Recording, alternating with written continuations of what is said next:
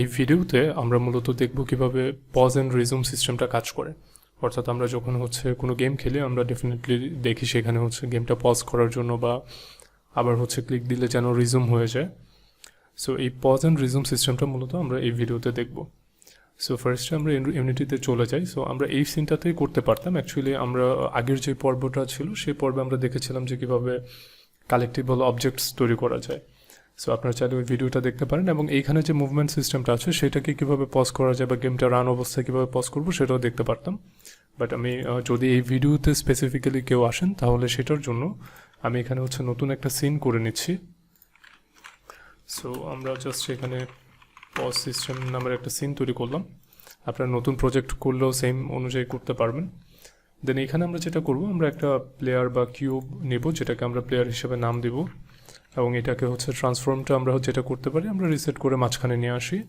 এই কিউবের নেমটা আমরা মূলত প্লেয়ার দিয়ে দিই। সো আমরা পজ সিস্টেম নিয়ে কাজ করার জন্য বা ওইটা যে ইমপ্লিমেন্ট হচ্ছে ঠিক মতো সেটা বোঝার জন্য আমরা যেটা করব, আমরা এই প্লেয়ারটাকে একটা ফরওয়ার্ড ডিরেকশনে মুভমেন্ট দেব। অর্থাৎ একটা নির্দিষ্ট স্পিডে প্লেয়ারটা যখন মুভ করবে আমাদের উইদাউট এনি কন্ট্রোল, তখন যেন আমরা পজ করতে পারি। তাহলে আমরা বিষয়টা ভিজুয়ালি দেখতে পারবো খুব ইজিলি বা বুঝতে পারবো। সো আমরা এখান থেকে একটা স্ক্রিপ্ট অ্যাড করে নিই যে পজ সিস্টেম। ওকে, সো আমরা এই স্ক্রিপ্টটা যদি ওপেন করি পজ সিস্টেমের, সো আমরা যেটা করবো, আমরা আমাদের অ্যাজ ইউজুয়ালি আমাদের এত কিছুই লাগবে না। আমরা জাস্ট আপডেটে একটা আমরা মুভমেন্ট স্পিড দিয়ে দিব যাতে আমরা এটাকে মুভ করতে পারি। সো মুভমেন্টের জন্য আমরা যেটা ব্যবহার করি সেটা ট্রান্সফর্ম ডট ট্রান্সলেট। অর্থাৎ ট্রান্সলেটের কাজটা কি, ট্রান্সলেট যেটা করে সেটা একটা নির্দিষ্ট ডিরেকশনে সে মুভ করতে থাকে। এই যে moves the transform in the direction and distance of translation.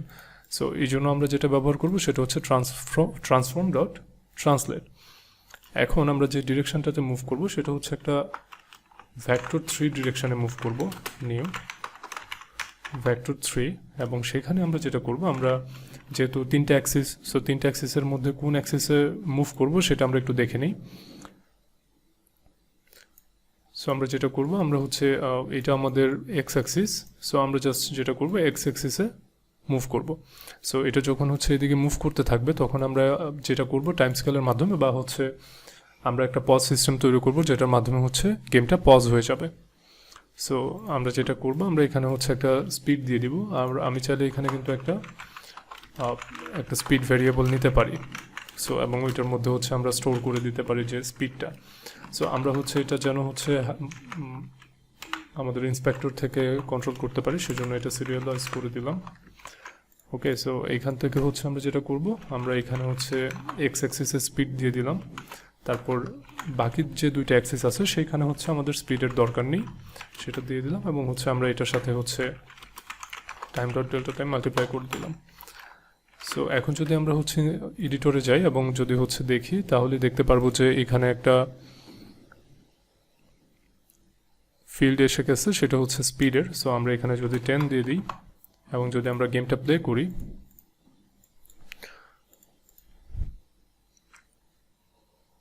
So দেখতে পাচ্ছেন যে এটা মুভমেন্টটা কাজ করছে এবং এটা একটু বেশি দ্রুত হওয়ার কারণে আমরা দেখতে পাচ্ছি না বা খুব ফাস্ট চলে যাচ্ছে।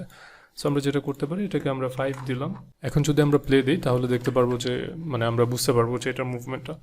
সো আমাদের কাজ এখন এইটাকে পজ করা, কোনো একটা নির্দিষ্ট কি যেন প্রেস করলে এটা পজ হয়ে যায়। সো সেটার জন্য আমরা যে মেথডটা ব্যবহার করব বা ইউনিটিতে যে বাই ডিফল্ট একটা ফাংশনালিটি আছে সেটা টাইম ডট টাইম স্কেল। অর্থাৎ টাইমের যত ব্যাপার আছে সেই সব কিছু কন্ট্রোলড হয় এই টাইম ডট টাইম স্কেল দিয়ে। সো আপনার যদি গুগলে গিয়ে একটু যদি সার্চ করেন যে time dot time scale unity, তাহলে দেখবেন যে ওদের যে স্ক্রিপ্টিং রেফারেন্সটা আছে সেটা পেয়ে যাবেন। এবং এখান থেকে আপনি একটু পড়ে নিন যে এটা গিয়ে কী কাজ করে। এই যে যেমন এখানে খুব ইজিলি লেখা আছে, সুন্দর করে লেখা আছে যে this can be used for slow motion effect or to speed up your application. So time স্কেলটা যখন 1 থাকবে তখন রিয়েল টাইম, আর যখন এটা 0.5 তখন সেটা 50% ডেফিনেটলি স্লো হয়ে যাবে। সো এই জিনিসগুলো মূলত এভাবে কাজ করে। ওকে, আমরা যেটা করি, আমরা আমাদের স্ক্রিপ্টে ফিরে যাই এবং স্ক্রিপ্ট থেকে আমরা এটাকে কন্ট্রোল করার ট্রাই করি। সো আমরা যেটা করব, আমরা এইখানেই আবার ভয়েড আপডেটের মধ্যেই আমরা এটা করতে পারি, অথবা আমরা চাইলে এখানে নতুন একটা ফাংশন তৈরি করে নিতে পারি। সো আমরা এখানেই হচ্ছে ডিক্লেয়ার করে দিই যে ইফ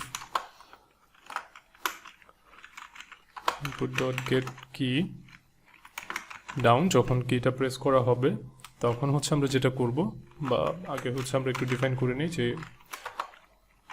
যখন স্পেস বাটনটা প্রেস করা হবে তখন আমরা যেটা করব, টাইম স্কেলটা আমরা একটু আগে দেখেছি যে 1 মানে হচ্ছে এটার রিয়েল টাইম, আর যদি আমরা এটা 0.5 করি তাহলে যেটা হবে এটা স্লো হয়ে যাবে, অর্থাৎ যত আছে তার 50% স্লো হবে। আর যদি আমরা এটাকে হচ্ছে 0 করে দিই তাহলে যেটা হবে এটা একদম পজ হয়ে যাবে। সো আমরা যদি একটু এডিটরে যাই এবং যদি হচ্ছে আমরা একটু টেস্ট করা ট্রাই করি তাহলে দেখতে পারবো যে যখন এটা মুভ করবে, ওকে, সো আমি স্পেস বাটন প্রেস করলাম, দেখুন এটা কিন্তু পজ হয়ে গিয়েছে। আবার যখন আমি মানে কোনো কি প্রেস করব তখন এটা রিজুম হবে না অবভিয়াসলি, কজ আমাদের পজ করার সিস্টেমটা আমরা তৈরি করেছি, বাট কীভাবে রিজুম হবে সেটা কিন্তু আমরা করি নাই। সো আমরা যেভাবে হচ্ছে পজ করেছি সেভাবেই কিন্তু রিজুমটা করতে পারি। সো আপনারা হচ্ছে এটা প্রয়োজনে ভিডিওটা পজ দিতে পারেন, পজ দিয়ে নিজেরা ট্রাই করতে পারেন। এরপর হচ্ছে আমরা যেটা করব, আমরা ঠিক সেম ইনপুট ডট গেট কি ডাউন,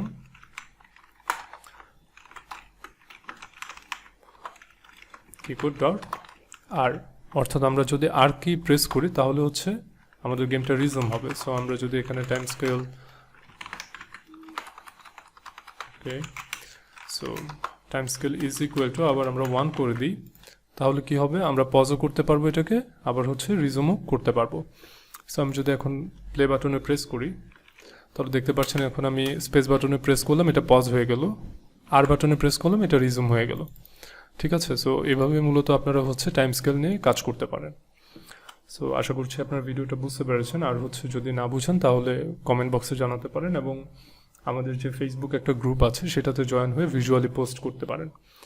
আর আমার চ্যানেলটা সাবস্ক্রাইব করবেন আপনি যদি নতুন হয়ে থাকেন এই চ্যানেলে, বিকজ আমরা হচ্ছে খুব সুন আমরা কোনো একটা স্ক্র্যাচ থেকে প্রজেক্ট তৈরি করবো। লাইক এখন আমরা যে ভিডিওগুলো দেখছি সেগুলো মূলত হচ্ছে আমাদের যে প্রোগ্রামিং স্কিলটা সেটাকেও একটু ঝালাই করা এবং হচ্ছে এডিটরটার সাথে হচ্ছে সম্পৃক্ত হয়ে যাওয়া। দেন লেটার আমরা হচ্ছে যেটা করব, স্ক্র্যাচ থেকে প্রজেক্ট তৈরি করব, গেম প্রজেক্ট। সো এটুকুই, সবাই ভালো থাকবেন, আল্লাহ হাফেজ।